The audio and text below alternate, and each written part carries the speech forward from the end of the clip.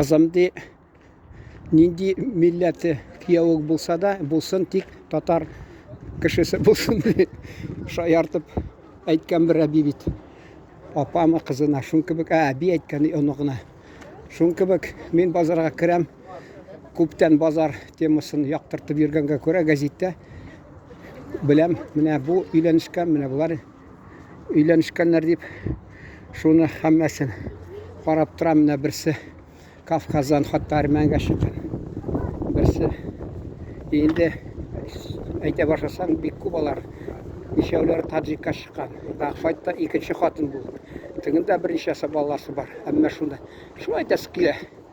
Ул безнең ата-ана тик балам үз милләтең булсын дип, байлыкка кызыкмагыз дип. Ә мондалар үз милләте дип карамыйлар, байлыкка кызыгалар, чөнки акча дигән ул кешене әйтә инде. Кызыксындыра бик. Вот, шун белән тамам инде.